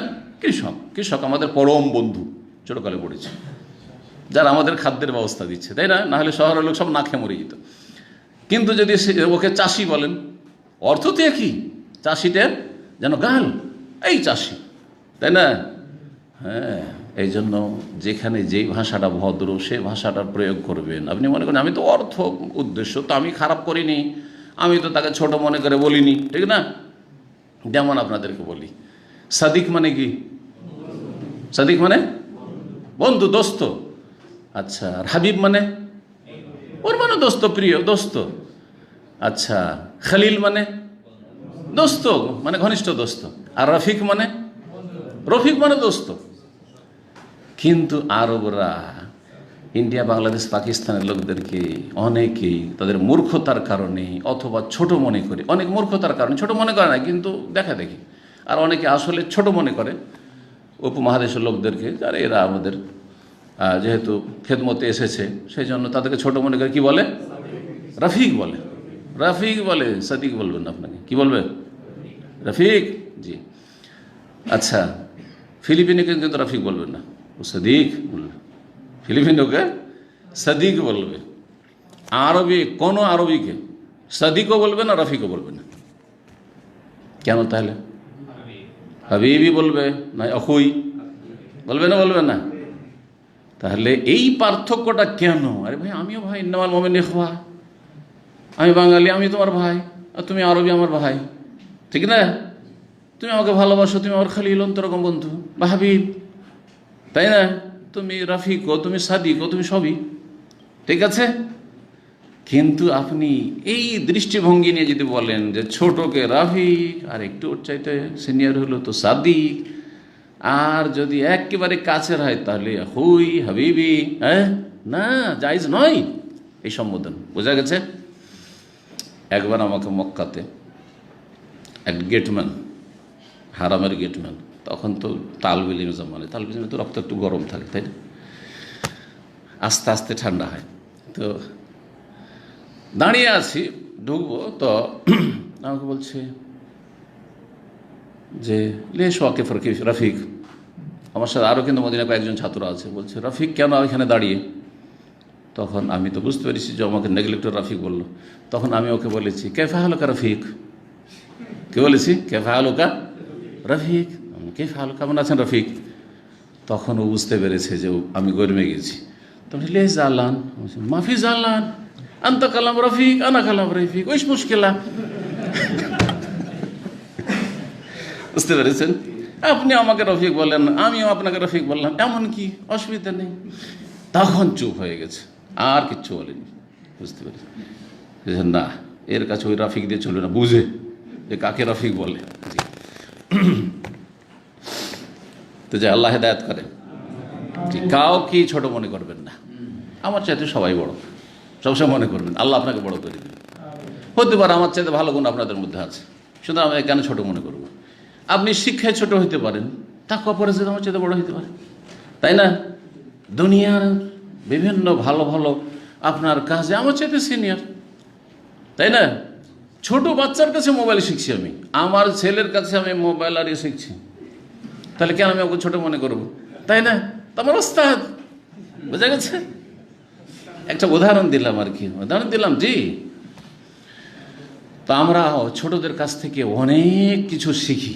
জি। ইমাম বুখারী রাহিমাহুল্লাহ এই জন্য বলেছেন, খুব গুরুত্বপূর্ণ কথা, অতক্ষণ পর্যন্ত কোনো ব্যক্তি মুহাদ্দিস হইতে পারবে না যতক্ষণ পর্যন্ত সে তার বড় থেকেও না শিখবে, সহপাঠী থেকেও না শিখবে, ছোট থেকেও না শিখবে। খুবই গুরুত্বপূর্ণ কথা। আমি দেখেছি অনেক আলেমদেরকে, দায়ীদেরকে, আমি যেহেতু শিক্ষকদের জীবনে 7 বছর বড় দাওরা মাদ্রাসা থেকেছি, দেখেছি সহপাঠী বা সহকর্মী একই সাথে, মানে কলিগ শিক্ষক, একজন শিক্ষক আরেকজন শিক্ষককে পারে না পড়াইতে, বেজ্জতি হচ্ছে ওস্তাদের সামনে, বিষয়টি বোঝে না, কিন্তু মানহানি হয়ে যাবে যদি একে জিজ্ঞাসা করি, তাহলে এর কাছে তো আমার রহস্য ফাঁস হয়ে যাবে যে আমি দুর্বল, এই জিনিসটা বুঝি না, জিজ্ঞাসা করবে না। অথচ অপদস্থ হচ্ছে ছাত্রদের সামনে। আর ছাত্র যদি বুঝতেন, দুর্বল ছাত্র বুঝতে পারে না হয়তো, তাহলে ধোঁকাবাজি করছে, খেয়ানত করছে, ছাত্রর হক আদায় করে পড়ায় না। অথচ একজন সঙ্গীকে জিজ্ঞাসা, ভাই এই জিনিসটা বুঝছি না, এটা একটু ক্লিয়ার করেন তো, কোনো অসুবিধা আছে? অনেক দায়ীরাই মাসালা মাসাইলে ওর কাছে যাবো, জিজ্ঞেস করবো, তাহলে ওর কাছে তো ছোট হয়ে যাবো।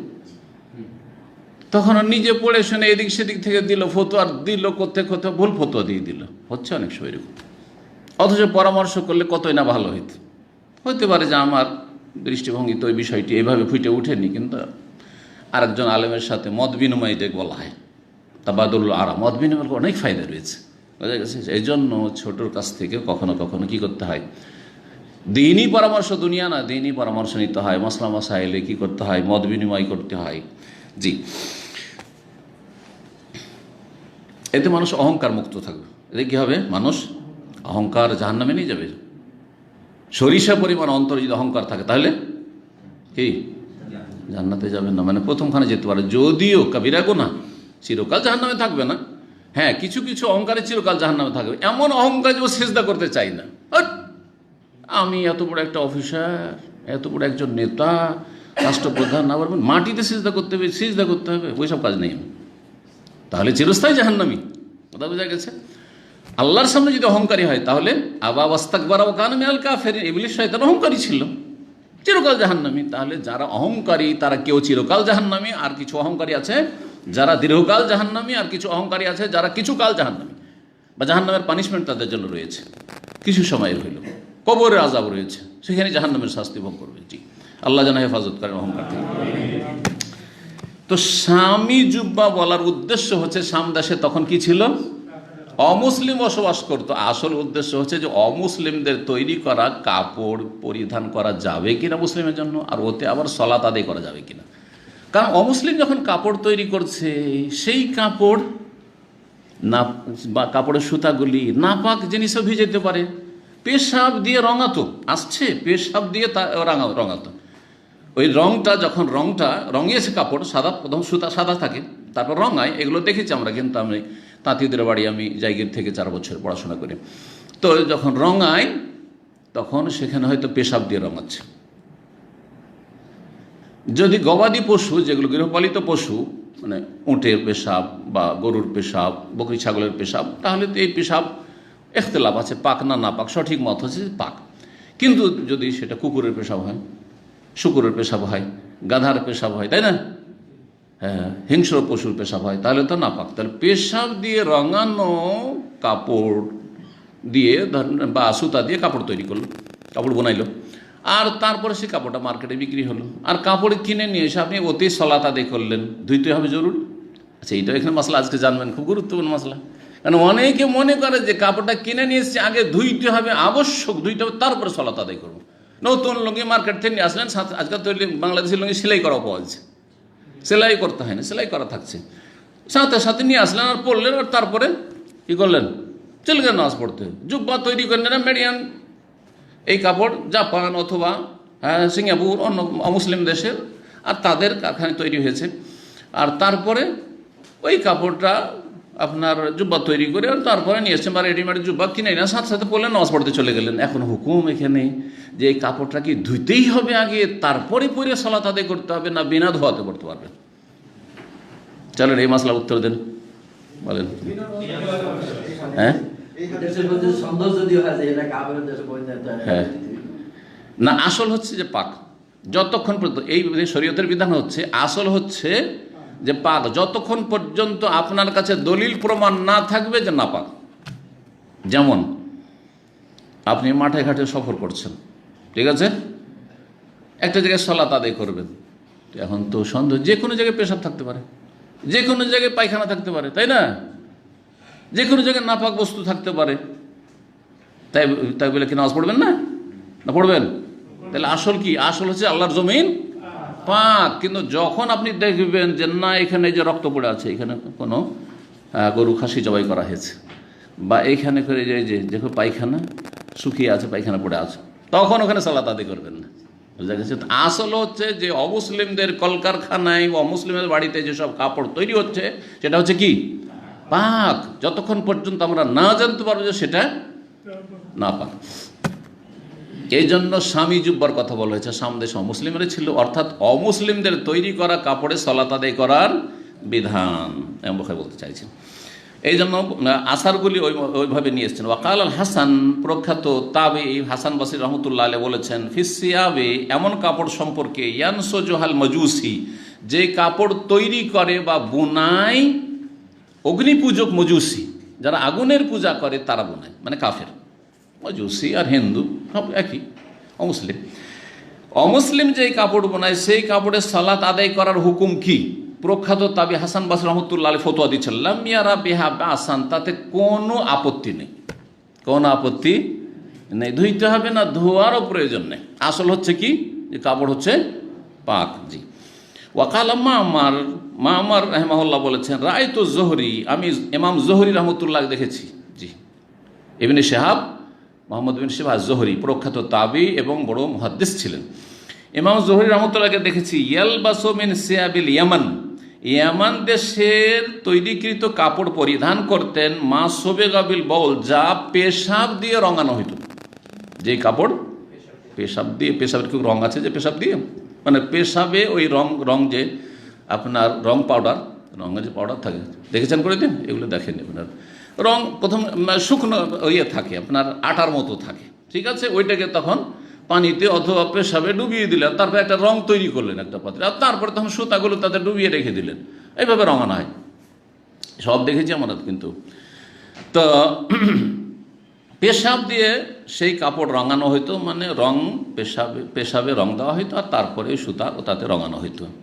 সেই কাপড়গুলি ইয়ামান দেশ থেকে আসতো। আর ইয়ামান দেশ ইহুদিরাও ছিল, ইহুদিরা ছিল, মুশরিকরা ছিল, পত্তলিক ছিল, তারা তৈরি করত।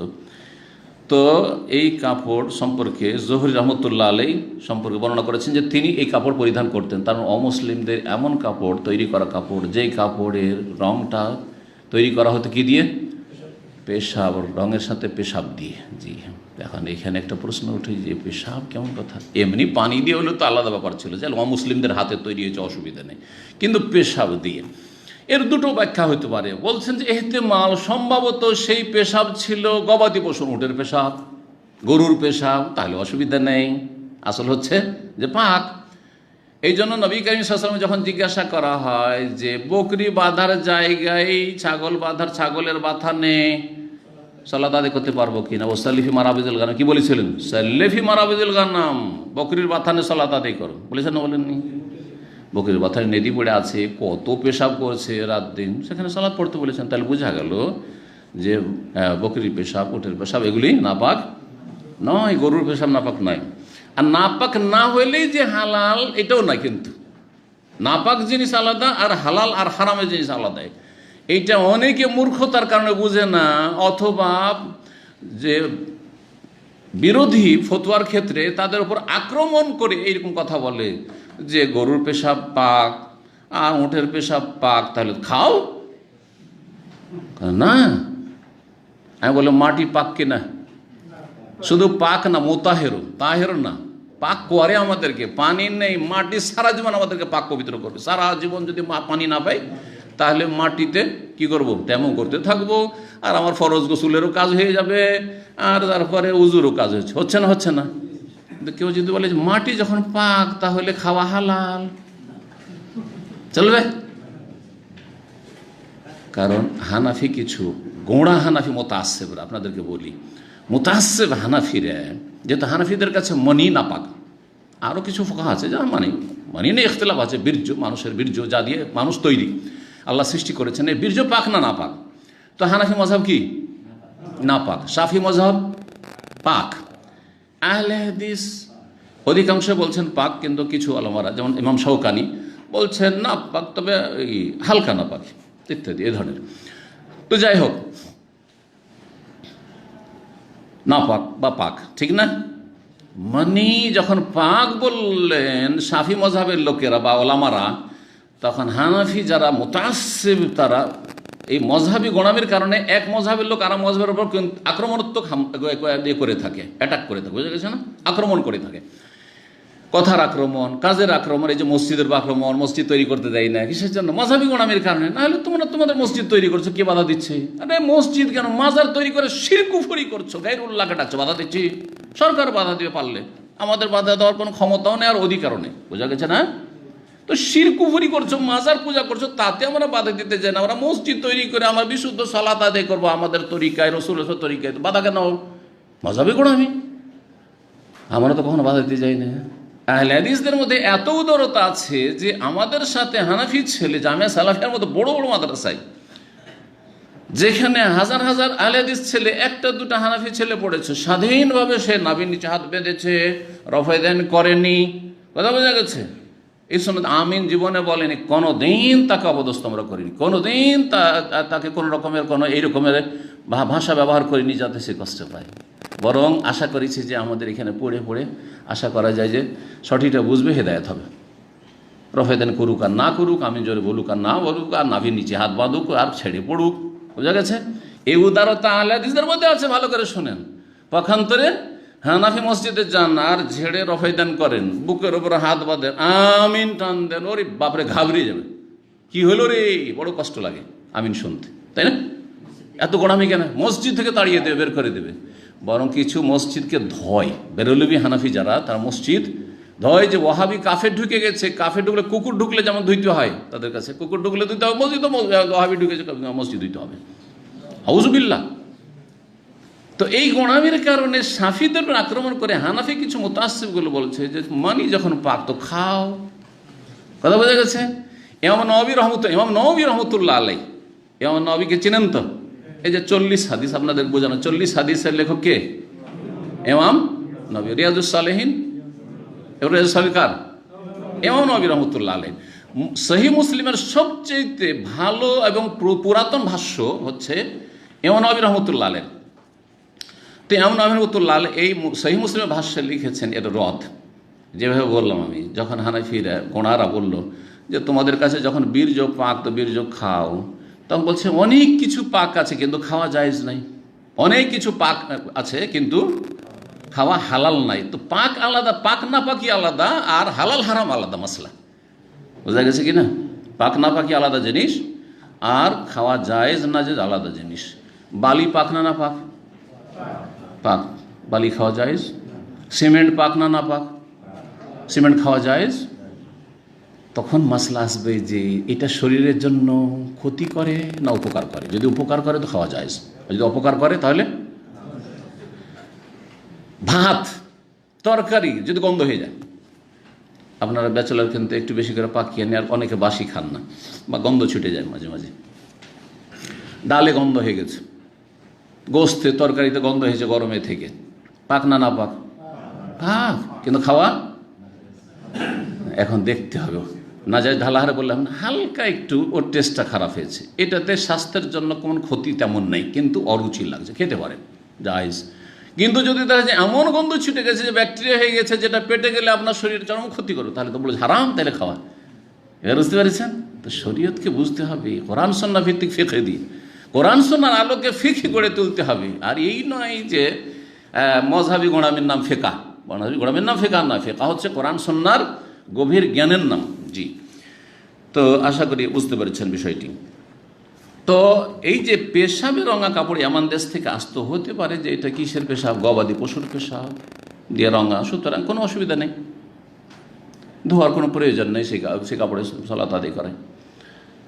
আর যদি নাপাক পেশাব হয়, অর্থাৎ এমন কোনো পশুর পেশাব, যে পেশাব গাধার পেশাব, ঠিক আছে, খচ্চরের পেশাব, হাতির পেশাব, বুঝা গেছে, তাহলে বলতে হবে যে সেটা পেশাব দিয়ে রঙা হয়েছে, আর সেই কাপড়ে জহুরি রাহিমাহুল্লাহ সালাত আদায় করেছেন, কিন্তু সেই কাপড়টা বাদাল গাসলে, ধোয়ার পরে, সেই কাপড়টা ধোয়ার পরে ধুয়ে নেন, ধুয়ে নিয়ে সালাত আদায় করেন। জি, ওয়াসাল্লা আলিয়ুন ফি সাওবিন গায়রা মাকসুর।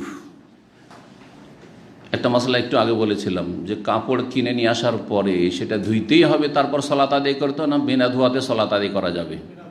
বিনা ধোয়াতে সালাত আদায় করা যাবে, কারণ আসল হচ্ছে তাহারা, আসল হচ্ছে তাহারা। যদি নাপাক বলতে হয় তাহলে তার প্রুফ দিতে হয়, প্রমাণ দিতে হবে যেটা নাপাক। এর দলিলে যে আলী রাদিয়াল্লাহু তাআলা আনহুর এই আসার, আলী রাদিয়াল্লাহু তাআলা সালাত আদায় করেছে ফি সাওবিন, এমন কাপড়ে গায়রে মাকসুরিন, যেই কাপড় ধৌত ছিল না, নতুন কাপড় কিনে নিয়ে আসা হয়েছে আর ধোয়া হয়নি, সেই কাপড়ে সরাসরি সালাত আদায় করেছেন। তাহলে সাহাবায়ে কেরামরা যে এরকম আমল করেছেন, তার মানে এটাই নবী সাল্লাল্লাহু আলাইহি ওয়াসাল্লাম থেকে তারা তালিম বা শিক্ষা পেয়েছেন। এখন আসেন অমুসলিমদের তৈরি করা কাপড় পরা সম্পর্কে মাসলাত হয়ে জেনে নিলাম। জায়েজ। মুগীরা বিন শুবা রাদিয়াল্লাহু তাআলা বর্ণিত, কাল তিনি বলছেন কুনতু মা নবী সাফারিন, আমি নবী সাল্লাল্লাহু আলাইহি ওয়াসাল্লাম কোনো এক সফরে ছিলাম। ফাকাল, বলি ইয়া মুগীরা, হে মুগীরা, খুজিল এদাওয়া, এই পাত্রটি নাও, এদাওয়ান মানে বর্তন, পাত্র। ফাখাল তোহা, তখন নিলাম। ফান্তালাকা রাসূলুল্লাহ সাল্লাল্লাহু আলাইহি ওয়াসাল্লাম, চললেন, সেখান থেকে চললেন। হাত্তা তাওয়ারা আন্নি, আমার থেকে চোখের আড়ালে চলে গেলেন, চোখের আড়ালে চলে গেলেন। ফাকাদা হাজা, তারপরে নিজের প্রয়োজন, যেটা প্রাকৃতিক প্রয়োজন। কাজায় হাজাত মানে কি? হাজাত মানে প্রয়োজন, আর কাজা মানে পুরা করা। প্রাকৃতিক প্রয়োজন পুরা করা, আর প্রাকৃতিক প্রয়োজন হচ্ছে মানুষ হিসাবে পেশাব করতে হয়, পায়খানা করতে, পেশাব পায়খানার নাম, এই জন্য কাজায় হাজা, কাজায় হাজা, জি, প্রয়োজন পুরা করা। তো নবী সাল্লাল্লাহু আলাইহি ওয়াসাল্লাম পেশাব বা পায়খানা সম্পূর্ণ করলেন। এটা চোখের আড়ালে গিয়ে, তাহলে বোঝা যাচ্ছে যে যদি আপনার টয়লেট তৈরি করা না থাকে, সে কাঁচা হোক আর পাকা হোক, খোলা মাঠে কোথাও যদি পেশাব পায়খানা করতে হয়, তাহলে কি করতে হবে? পেশাব তো একটু দূরে গেলেই চলে, সামান্য, কিন্তু পায়খানার ক্ষেত্রে এত দূরে চলে যেতে, হাত্তা লা ইয়ারাহু আহাদুন, কেউ যেন দেখতে না পায়। আচ্ছা, দেখছেন একদম সমতল, যদি আড় থাকে তাহলে কোনো একটা কিছু, একটা উঁচা জায়গা আছে ওর আড়ে, গাছপালা আছে ওর আড়ে, ঝাড় আছে ওর আড়ে, তাহলে তো কাছেও থাকলে সমস্যা নেই, একটু আড়ে হইলে।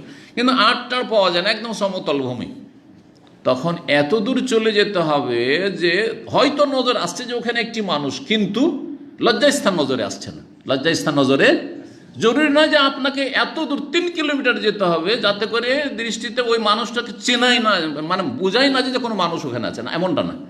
মানুষ বোঝা যাচ্ছে যে একটা মানুষ আছে, কিন্তু মানুষটা যে কাপড় খুলেছে, উঠিয়েছে পেশাব পায়খানা করার জন্য, ওটা দেখা যাচ্ছে না, এতটাই যথেষ্ট। তাহলে মোটামুটি 1-1.5 কিলোমিটার, 1-1.5 কিলোমিটার দূর থেকে একটা লোক নজরে কিন্তু আসছে, খোলা মাঠে যান, নজরে আসছে, কিন্তু বোঝা যাবে না যে এই লোকটি কাপড় উঠিয়েছে, লজ্জাস্থান দেখা যাবে না, লজ্জাস্থান দেখা যাবে না। এইরকম মহিলাদের ক্ষেত্রে, মহিলা যদি দেখা যায় সামনে কাছাকাছি বেগানা পুরুষ আছে, তখন চেহারা ঢাকতে হবে, কিন্তু একবারে গোটা রাস্তা গাড়ির ভিতরে আছে, তারপরে একদম নেকাব পরে থাকতে হবে, ঢেকে রাখতে হবে। দ্রুত বেগে গাড়ি চলছে, দ্রুত বেগে গাড়ি চলছে, খেয়ে দেখতে হবে ছো করে গাড়ি চলে যাচ্ছে, তো গাড়ির ভিতরে যদিও সেটা তাজলিল করা, বা যেটা বলা হচ্ছে, কি বলছে ওটাকে, হ্যাঁ বাংলা ভাষায় কি বলছে, বা ইংলিশে আরবি তাজলিল, যে কালো পর্দা করা থাকছে গ্লাসগুলিতে, হ্যাঁ আরবি বলছে না বাংলায় অথবা ইংলিশে, হ্যাঁ গ্লাস পেপার লাগানো, তো হইলো, ঠিক আছে। তো গ্লাস পেপার লাগানো যদি থাকে তাহলে তো কোনো অসুবিধা নেই, কিন্তু না, এমনি আছে, আর দ্রুত বেগে গাড়ি চলছে, যদি একটু নজরে আসে যে হ্যাঁ মহিলা বসে আছে, চৌ করে চলে আলো, কি নজরে আসলো, অসুবিধা আছে? চেহারা খুলে থাকলে গাড়ির ভিতরে, দিন এত কঠিন নয়, যেটা এত কঠিন করে দিবেন না।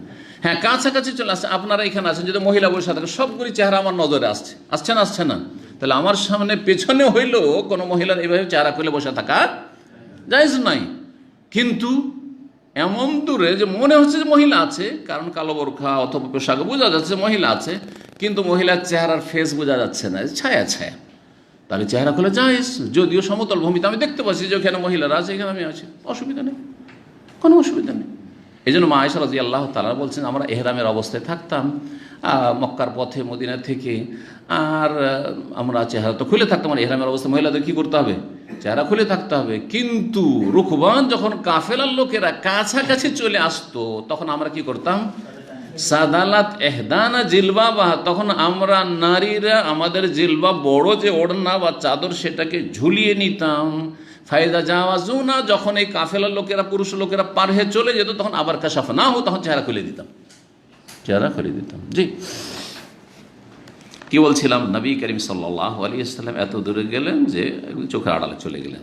চোখের আড়ালে যাওয়া জরুরি নয় এতটা যে নজরে না আসে, যদি উঁচা নিচে কোনো জায়গা পান তাহলে চোখের আড়ালে হয়ে যাবে, এটাই উত্তম। ওয়ালিহ জুব্বাতুন শামিয়া, তখন নবী সাল্লাল্লাহু আলাইহি ওয়াসাল্লাম শামী জুব্বা পরেছিলেন। শামী জুব্বা মানে অমুসলিমদের তৈরি করা, তখন শাম দেশ অমুসলিমদের দখলে, রোমানদের দখলে, খ্রিস্টানদের দখলে ছিল। আর শাম দেশ বলতে সেই যুগে কয়েকটি দেশ, একটা হচ্ছে বর্তমান সিরিয়া, আর জর্ডন, ফিলিস্তিন, লেবানন, এসবগুলি দেশ। তার সাথে এই তাবুক এলাকা আছে না, তাবুক এলাকা থেকে নিয়ে ওই দিকটা যতটা আছে উত্তরাঞ্চল, এগুলো কিন্তু ওদের দখলে ছিল তখন পর্যন্ত। সেখানে কিন্তু প্রভু ইসলাম পৌঁছেন, এই জন্য নবী সাল্লাল্লাহু আলাইহি ওয়াসাল্লাম তাবুকে গিয়ে থেমে গিয়েছিলেন, তাবুকের আগে যাননি, ওগুলো ওদের দখলে, জি। তো সেখানকার জুব্বা পড়লেন, ফাজাহাবা লিইখরাজা ইয়াদাহু মিন কুম্মিহা, হাতটা বের করতে চাইলেন জুব্বা থেকে, হাতটা বের করতে চাইলেন, মানে এইভাবে, এই যে দেখেন আমার এটা কিন্তু খুব ঢিল আছে না, কুয়েতি জুব্বা খুব ঢিলা হয়ে আছে, আরামসে উপরে টেনে নিচ্ছি, হাতটা বের করতে এইভাবে, কি থেকে? আস্তিন থেকে। কুম্বন মানে আস্তিন, আস্তিন বুঝেন তো, এটা নাম আস্তিন। ফাজাকাত, কিন্তু সেটা সংকীর্ণ হয়ে পড়লো, মানে এমন টাইট, অনেকে পড়ে যুবক ছেলেরা এমন পড়ে যে উঠানো যায় না, মরিয়া উঠানো যায় না, এত দূর উঠছে আর উঠছে না, এইরকম। যখন উঠছে না ওইরকমটাই ছিল। ফাখরাজা ইয়াদিহা মিন আসফালিহা, তখন হাতটাকে পিছন দিক থেকে, নিচের দিক থেকে টেনে নিলেন। তার মানে এইটা উঠাইতে যখন পারলেন না, তখন এইভাবে টেনে নিলেন। কথা বুঝা গেছে? তো এইভাবে হাতটাকে বের করে নিলেন। ফাসাবাবতু আলাইহি, তার আমি পানি ঢাললাম। কে? মুগীরা বিন শুবা পানি ঢালছেন। ফাতাওয়াদ্দা, নবী সাল্লাল্লাহু আলাইহি ওয়াসাল্লাম উযু করলেন, ওযু আহলিস সালাহ, সালাতের মতো করে উযু। ও মাসাহালা খুফাই, দুই মোজার উপর মাসে করলেন। সুম্মা সাল্লাহ, তারপরে সালাত আদায় করলেন। হাদিসের সাথে অধ্যায়ের সম্পর্ক হচ্ছে যে স্বামী জুব্বা পরে রাসূলুল্লাহ সাল্লাল্লাহু আলাইহি ওয়াসাল্লাম কি করেছেন? সালাত আদায় করেছেন। আর এই স্বামী জুব্বা তৈরি করতো অমুসলিমরা, কারণ শাম দেশ তখন অমুসলিমদের দখলে ছিল। জি, সময় অনেক হয়ে গেছে, একটি হাদিস শুধু পড়িয়ে দিই। 8 নম্বর অধ্যায়, বাবু কারাহাতি তাআররিফিস সালাহ, সালাত অবস্থায় বিবস্ত্র হওয়া বা উলঙ্গ হওয়া মাকরুহ, মানে মাকরুহ তাহরিমি, হারাম। জি, 364 নম্বর হাদিস। হাদিস জাবের বিন আব্দুল্লাহ রাদিয়াল্লাহু তাআলা আনহু বর্ণনা করেছেন, বলছেন আন্না রাসূলুল্লাহ কানা ইয়ানকুলু মাহমুল হিজারা, রাসূলুল্লাহ সাল্লাল্লাহু আলাইহি ওয়াসাল্লাম মক্কার লোকদের সাথে পাথর নিয়ে আসছিলেন কাবা নির্মাণের জন্য। কাবার নির্মাণ হয়েছে, নবী সাল্লাল্লাহু আলাইহি ওয়াসাল্লামের নবী হওয়ার আগে কাবার পুনর্নির্মাণ হয়েছিল, এবং তাতে তারা শর্ত লাগিয়েছিল যে হালাল পয়সা দিবে, কিন্তু হারাম পয়সা দিবে না। জি, ওতে রাসূলুল্লাহ সাল্লাল্লাহু আলাইহি ওয়াসাল্লাম নবুয়তের আগেই তিনি কি করেছিলেন? সশরীরে অংশ নিয়েছিলেন এবং পাথর নিয়ে এসে দিতেন। ও আলাইহি ইজার, সেই সময় তার শরীরে একটি লুঙ্গি ছিল, লুঙ্গি পরেছিলেন। জি হ্যাঁ। ফাকালহুল আব্বাস আম্মহু, তার চাচা আব্বাস রাদিয়াল্লাহু, ভাতিজার উপর মায়া, ভাতিজার উপর মায়া থাকে, তাই না? ছেলেদের মতো মনে করা হয়, মায়া লাগছে, কষ্ট, পাথর নিয়ে আসছে তো হয়ে যাচ্ছে, দাগ পড়ে যাচ্ছে, এখানে লাল হয়ে যাচ্ছে, ছাল উড়ে যাবে। আব্বাস বললেন, চাচা ইবনা আখি, হে ভাতিজা, লাউ হালালতা ইজারাকা, যদি তুমি লুঙ্গিটা খুলে নাও, ফাজালতা আলা মানকিবাইকা, তারপরে দুনাল হেজারাতে, এই পাথর যে তুমি কাঁধের উপর উঠাচ্ছ, এই পাথর আর তোমার কাঁধের মাঝখানে যদি রেখে নাও, তোমার কাঁধের উপরে এই লুঙ্গিটা, তাহলে বেশি ভালো হয়। তার উপরে পাথরটা যখন নিবে তাহলে আর কি হবে না, ছাল টাল উড়বে না। কালা ফাহাল্লাহু, চাচার কথা শুনে লুঙ্গি খুলে ফেললেন। ফাজা আলহ আলামান কি বেহে, তারপর দুই কাঁধের উপর লুঙ্গি দিয়ে দিয়েছে, আর দুই কাঁধের উপর নিয়ে আসছেন পাথর উঠিয়ে। ফাসাকাত মাগশিয়ান আলাইহি, সাথে সাথে নবী সাল্লাল্লাহু আলাইহি ওয়াসাল্লাম বেহুশে উল্টে পড়ে গেলেন আল্লাহর পক্ষ থেকে। কারণ আল্লাহ রাব্বুল আলামিন চাননি যে নবী করিম সাল্লাল্লাহু আলাইহি ওয়াসাল্লাম বিবস্ত্র হোক। কথা বোঝা গেছে? আর এটা একটা স্পেশালি আল্লাহর পক্ষ থেকে এটা। 2 নম্বর কথা, খুব বেশি লজ্জাশীল ছিলেন নবী সাল্লাল্লাহু আলাইহি ওয়াসাল্লাম সম্পর্কে হাদিস আছে যে তিনি কুমারী, ষোড়শী, যুবতী, রমণী যারা সবচেয়ে বেশি লজ্জাশীল। আজকাল তো বেহায়া বেপরদা হয়ে গেছে, কারণ সহশিক্ষার কারণে। কিন্তু একটা কুমারী মেয়েকে যদি একবারে বাড়ির ভিতরে রেখে মানুষ করেন, তার মধ্যে পুরোপুরি লজ্জা আল্লাহ সৃষ্টিগতভাবে রেখেছেন, লজ্জা দিয়ে সৃষ্টি করেছেন। তো একজন কুমারী মেয়ের চাইতেও বেশি লজ্জাশীল ছিলেন রাসূলুল্লাহ সাল্লাল্লাহু আলাইহি ওয়াসাল্লাম। খুব বেশি লজ্জাশীল মানুষ কে যদি বিবস্ত্র করে দেওয়া হয় তো হুঁশ হারিয়ে পড়ে যাবে। তো সেটাও কাজ করেছে হয়তো এখানে। তো নবী সাল্লাল্লাহু আলাইহি ওয়াসাল্লাম সাথে সাথে বেহুশ হয়ে আছাড় খেয়ে পড়েছেন। তারপরে উঠালো সবাই, আর সাথে সাথে যে কাঁধের উপরে করা হয়েছিল এই লুঙ্গি, বুঝতে পেরেছে যে এই লুঙ্গি খুলে দেওয়া হয়েছে লজ্জাতে, অথবা যা কিছু একটা মানে মানসিক অবস্থা একটা কিছু আঘাত হয়েছে, যার ফলে গিয়েছে বেহুশ হয়ে পড়ে গেছেন। সাথে সাথে লুঙ্গি শরীরে পরিয়ে দেওয়া হলো, জড়িয়ে দেওয়া হলো, আর তারপরে তখন ভালো হয়ে গেলেন। ফামা রুইয়া বাদা যালিকা ওরিয়ানান, তারপরে কখনো রাসূলুল্লাহ সাল্লাল্লাহু আলাইহি ওয়াসাল্লামকে বিবস্ত্র দেখা যায়নি। কিন্তু আরবের লোকেরা প্রয়োজন বিবস্ত্র হইতো, কোনো আইব ছিল না। সেই যুগের সভ্যতায় এত দোষের কথা ছিল না, এত দোষের কথা ছিল না। যেমন গ্রাম অঞ্চলে নেংটি সেটে থাকা, রান খুলে থাকা কৃষকদের এবং এমনি লোকদের কাজ কাম করছে, লুঙ্গি কি এমনভাবে সেটে আছে, আমরা নেংটি সাটা বলি, আপনারা কি বলেন? নেংটি সাটা, তো ঠিকই। কোনো আইব, কোনো দোষ কি? অহরহ কোনো ব্যাপার না। আপনিও গ্রামে গিয়ে এখানে কত ভদ্র মাশাআল্লাহ জুব্বায় ঢাকা, আর ওইখানে গিয়ে আপনি নেংটি সেটা সংসারের কাজ করছেন, আপনি করছেন না? কারণ ওখানকার পরিবেশ ওইটা স্বাভাবিক মনে করছে। জি, আমাদের একজন মৌলানা ছিলেন, বোখারি পড়াইতেন আমাদের ডিস্ট্রিক্ট মালদাতে। তো ওনার কথা শুনেছি, ওনার ছাত্ররা বলতেন যে এত মেহনতি ছিলেন যে ছেলেদেরকে কোনো হুকুম করতেন না, সাবালক ছেলেদেরকে নিজে বোখারি পড়িয়ে নেন, আর তারপরে মাঠে জমি আর গ্রামেরই দাওরা মাদ্রাসা, বোখারি পড়িয়ে মাঠে নেমে গেলেন সাথে সাথে, আর মাঠে নেমে নেংটি সেটা কাজ করতে শুরু করলেন। বড় মাওলানা নেংটি সেটা কাজ করতে শুরু করেন, কারণ সেখানে কোনো আইব মনে করা হয় না, দোষ মনে করে না। কিন্তু সৌদি আরবে পারবেন আপনি, খালি গায়ে পারবেন না বাইরে বেরোতে, ঘরের ভিতরে তো খালি গায়ে হচ্ছে। তো এই হাদিসের এই অধ্যায়ের সাথে কি সম্পর্ক? সলাত অবস্থায় বিবস্ত্র হওয়া মাকরুহ তাহরিম, মানে হারাম, জায়েজ নয়। সলাত অবস্থায় উলঙ্গ থাকা অথচ কাপড় আছে কি হারাম। আর হাদিস এসেছে কি সম্পর্কে? হ্যাঁ, কাবার খেদমত, কাবা নির্মাণের সময়, এরকম সলাতের কথা নাই কিন্তু, তাই না? তো কাবা নির্মাণের সময় রাসূলুল্লাহ সাল্লাল্লাহু আলাইহি সাল্লামের কাপড় শরীর থেকে খুলে কাঁধের উপর রাখা হয়েছিল, এইটাই যদি হারাম হয় তাহলে সলাত অবস্থায় তো নিঃসন্দেহে হারাম, ঠিক না? স্পষ্ট হারাম। এখান থেকে এইভাবে ইস্তেদলাল করা হয়েছে। এটা বলছে আলা তারিকিল আউলা, হ্যাঁ আউলা, এটা আরও বেশি অধিকার রাখে যে এই সময় হারাম। যদি সলাতের বাইরে উলঙ্গ হওয়া হারাম হয় তাহলে সলাতের ভিতরে উলঙ্গ হওয়া আরও শক্ত হারাম। জি হ্যাঁ, এইভাবে এই দলিলটা হয়ে থাকে। এখানে আজকের আলোচনা শেষ করছি। ওয়া সাল্লাল্লাহু আলা নবিয়িনা মুহাম্মদ ওয়া আলা আলিহি ওয়া সাহবিহি আজমাইন।